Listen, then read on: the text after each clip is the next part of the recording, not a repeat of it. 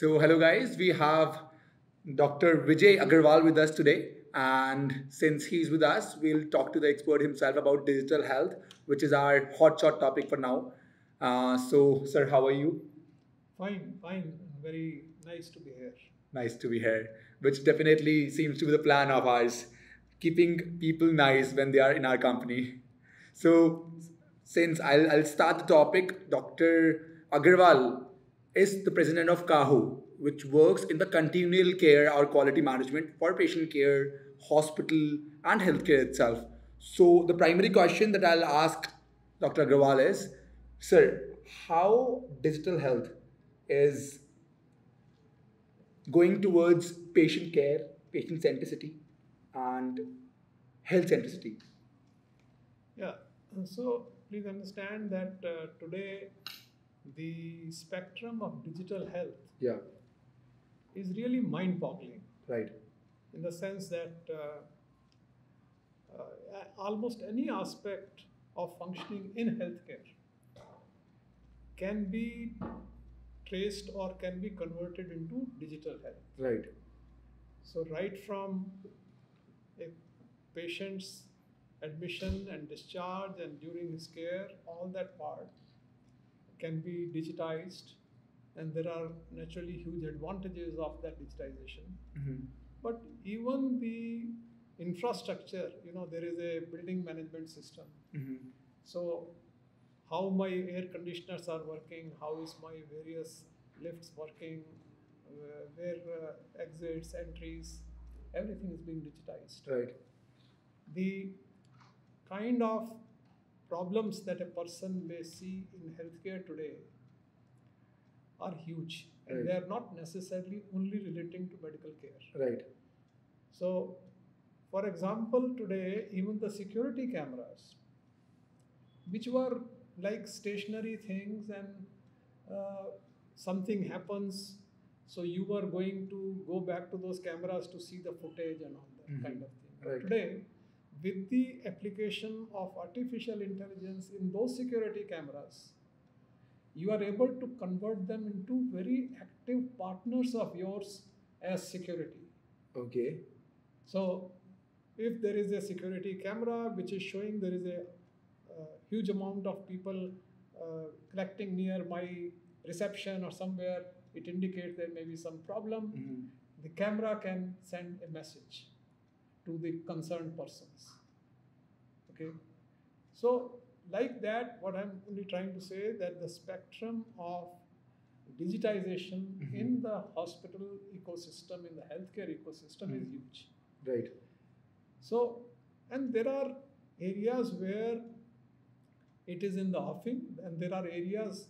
So, for example, today, patient's X-ray or ECG, even for quite some time, are very routinely being sent by on WhatsApp, and Right. things like that has been sent. It goes to the doctor and he gives his advice, Right. and so on and so forth. So the WhatsApp became like one of the most commonly used platform for which it was not supposed to be. Right. Right. Of course not. And slowly now more professional platforms are coming, Right. and which are integrating everything. So the entire consultation uh, of the, so there are now systems coming in place where the ICUs Uh-huh. can be managed almost remotely by the consultant. So in a way, there are now certain office buildings where the doctors are sitting only looking at the computers, Right. only looking at that, and they are Right. now trying to control the entire healthcare delivery of the intensive cares and things like that. Those are virtual ICUs. I have heard The about virtual them. ICUs. Now, for example, recently an organization has come and which has brought out a sheet which you are putting under the mattress, so that they are recording the respiratory rate and the pulse, all the vitals. all the vitals, Yeah. which a nurse was supposed to do. Yeah. Now, nurse was taking it every 4 hours, Right. or 6 hours. Right. Okay, and there were a lot of still mistakes, Right. and it's a very boring work. Right. And here it is happening, and you can get the result every minute, Right. every 2 minutes. Right. So the chances of picking up some problem is much higher when I am automating the whole system and I'm digitizing the whole system. Right. So, sir, since you're talking about automating and digitizing, I recently heard about RPA, remote process automation. That's something that you do again and again. You do not need to do it again and again. Instead, you can ask, you can feed it in a machine and it can do it again and again. Right. So the errors automatically gets reduced. Right. So this is what you're talking about right now. But I believe that if you're involving technology into this can't this lead to something bad that could happen one day? Because like sir, it is a very critical thing handling a patient, right? Yeah, you're right. You see, number one, please understand that medical errors today, when things are not digitized, are also one of the leading causes of death, even in a country like United States. Right. So it was somewhere in 1999 that there was a publication which showed that almost 98,000 US people were dying because of preventable medical errors. Okay. So that was 22 years, 23 years back. Mhm. Even today, the medical errors continue to be a leading cause of death. So the nature of treatment over a period of time has become like this, that it has become very complex. It has become very tech driven. So therefore, the possibility of errors have greatly increased over a period of time. Now, when you adopt technology, so there is going to be a learning curve. Errors will still happen. But the thing is, we have to see whether overall the errors are reducing or not. Right. And chances are that they will reduce rather than increase. But you need to still have proper infrastructure. You need to have trained nurses. The technology is not taking away the need for these kind of people. Right, but you have to train your people right for technology. You have to train people for that. Right. And therefore the adoption and all those things will also happen gradually, and it should happen gradually, rather than just all of a sudden. I also believe that adoption should happen phase-wise. It should be in a peripheral, coming from the outside, then inside, then inside. And we have to see, how do I make that adoption happen in my tier 2, tier 3 town? How do I make that technology reach there? How do I educate my community for that technology adoption? So all these things require a coordinated approach from everybody, including the government and the private. So talking about the quality of healthcare, herein, do you seriously believe that this could give a new standard to the quality of healthcare?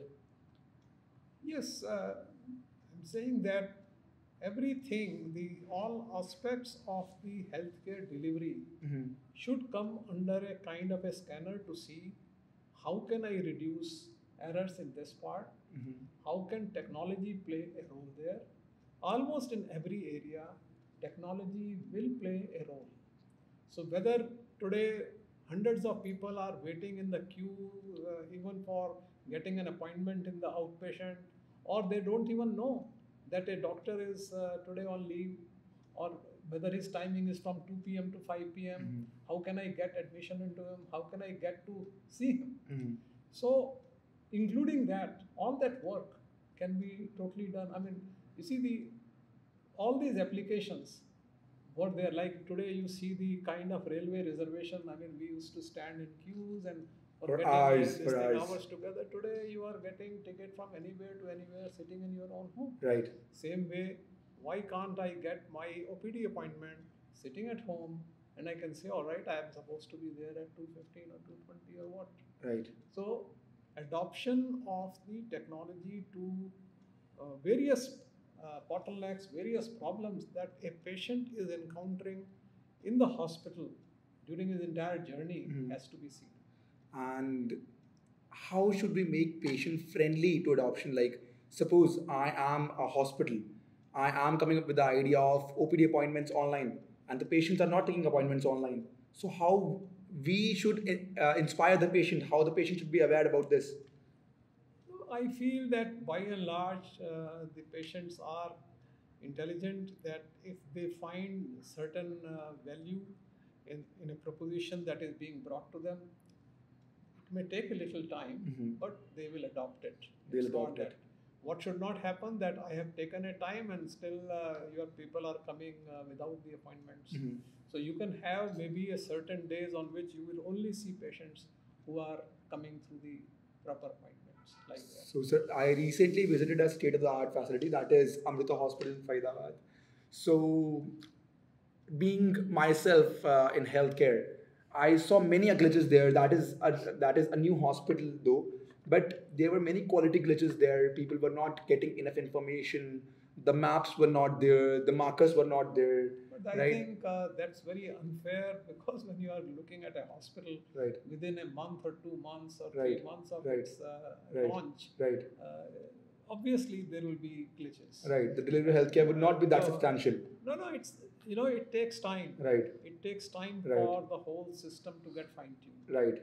I know one thing that all those what you are talking about should get resolved. You have Right. to see Amrita Institute in Kochi, which is there. Right. Sir, I have seen that. That is one thing So- which I want to be in. All right. Yeah. So I'm sure that this hospital will also reach there. Right.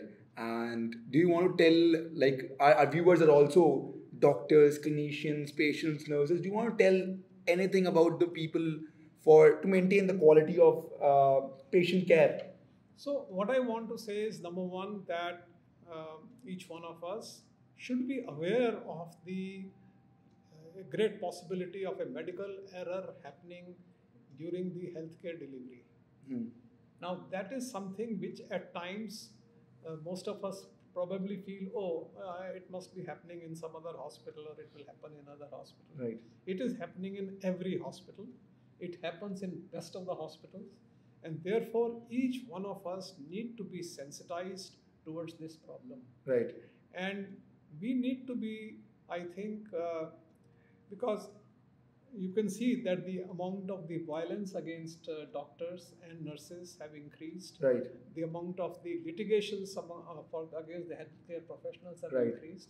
And I feel that the best way to at least reduce it is to be sensitized about this problem, and let us try to do our best to see how can we reduce medical errors. For that, I will want them to join a kind of a Mahayagya that Kahu is conducting. In a way, we are Right. doing is to train doctors, nurses in all aspects of providing a safer patient care. Even our community, even our patients need to be educated that they can be themselves important partners for making healthcare safer. So, sir, if they want to join you in this yagya, this Mahayagya, how can they be a part of it? I think just visit kahu.in. That's one. They can just be, of course, become a member. We conduct a lot of training programs. We have more than 40 training programs. We conduct regularly webinars. Majority of our webinars all are free of cost. All our training programs are also very affordable. Our aim is to reach out to the tier 2, tier 3 small hospitals that the people working over there can make use of that kind of training. And today we are very glad to say that probably in the last 5 years, we have trained more than 20,000 people across the country. So that is a huge number, sir. Because I have never even seen 20,000 healthcare people in my whole life. And you have trained them. That is a very huge number, I'm telling you. And since Kahu is taking this big initiative, right? So we must all stand with Kahu. We must all join his Mahayagya, and we must all visit his website. At least we can do whatever we want, whatever we should do, right? Being a doctor, being a clinician, being a nurse, just contribute something. Not with money, with knowledge, with going to the training programs, with webinars. Anything would be good to go, right? Sure. So this is how we'll end our session today. I'm very thankful to Dr. Vijay for being with us and telling us so much of his knowledge and sharing so much of his knowledge. So thank you, sir. Thank you. Thanks a lot. It was lovely speaking to you. Thank you.